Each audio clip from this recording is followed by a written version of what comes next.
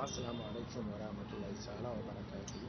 Masu kallo na uwaye iyayen gidana gaba da ina mana fatan alkai. Wato baya ga harkar waƙe da tallace-tallace da komai da muke a social media, su muna da abubuwan da muke a kasuwanni, musamman mu kwankwasawa an san mu jajircewa wajen neman halalin mu. To ina amfani da wannan dama in tallata hajata a kuma ɗan ayyuka da ake yi. So duba da cewa ita rayuwa yanzu an ce ka tashi ka nemi na kanka ya fi ka zauna wani ya baka. So shi yasa nake kira ga irin sa Abdul, yaron nan Gwauro Abdul, abba idan gari yaro Gwauro, ka zo ka sai katifa gwagware ga ta nan irin taku ɗaya gwauruwar Amina Kaduna, andan Maryama Kaduna, duk gwagware ne ku zo ga katifu nan sai ku zo ku zaɓi irin yayin da kuke so. Sannan kuma ga ɗan irin ayyuka silin da muke na leda, katifan da sawani katifa leda duk muna yi. A kazalika kuma muna sai da rigan katifa kala-kala. Wannan ita ce rigan katifa ta yi mai yin wanda take kare fitsari ga yara da suke da yara masu fitsari. Wannan kuma ita ce rigan katifa noman dadi, ita ma duk ana siyarwa cikin farashi mai sauki. So yanzu masu kallo da saurare na za ku ga yadda nake silin da ledan katifa da shi. Kayan yara gumi na nake ci. Yaro ne mai kuɗi ka ji daɗi yau kowane gumi ne yake ci. Kayan yara gumi na nake ci. Yaro ne mai kuɗi ka ji daɗi yau yan yara gumin mu muke ci. Kayan yara gumi na nake ci. Sai an sha wuya kan sha daɗi kayan yara gumi na nake ci. Kayan yara gumi na nake ci. Sai an sha wuya akan sha daɗi kayan yara gumi na nake ci. Kayan yara gumi na nake ci. Gama da zamani na ƙauyen mu a ƙalnike yawo na, yanzan hanna hau doki na hau keke ina bisa babur.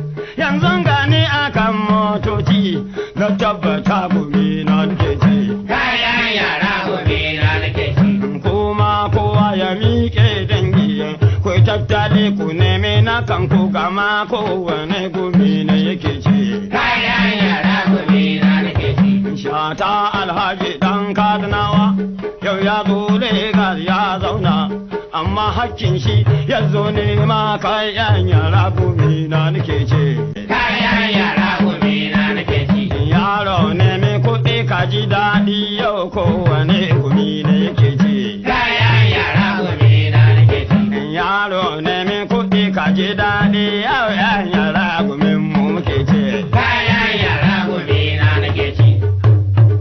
Sai an sha. So yanzu masu kallo da saurare na za ku ga yadda nake silin da ledan katifa da shi muke dan samu ni kuma a dan sallame mu cikin hukuncin Allah.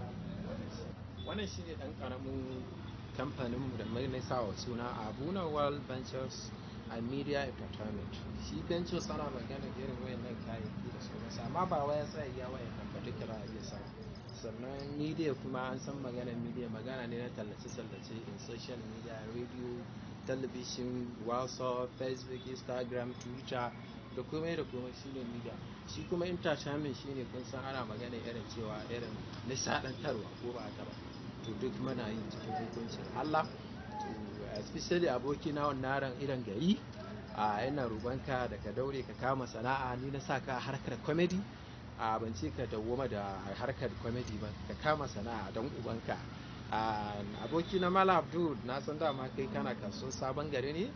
Yes, sarki Anas ya raɗa shi ma babban ɗan kasuwa ne. To wannan shine dai ɗan takaitaccen abubuwa da zan iya sanasar da ku. To na gode da kallo da sauraro na da aka yi. Sunana Anas Adam Abuna World. Ko kuma ta da kamfani na Abuna World Ventures and what Media Entertainment. Abuna World Ventures and Media Entertainment. Muna jiran ku insha Allah. Kowace irin katifa, baisa, yuni, awala, moka, euro duka fudu ko wanne iri akwai. Idan ma tsohon katifa ne kake da ita za a iya gyara ma ita ta dawo sabuwa cikin hukuncin Allah. Kar ku manta Abuna World Ventures and Media Entertainment. In talla ne kake so za a yi maka duk muna yi. Watsa shi kowa ya ga irin business ɗinka ko ba ka ba, to duk muna yi cikin hukuncin Allah. Na gode kwarai da gaske da wannan abu da aka yi, sai kuma na ji daga gare ku. Na gode.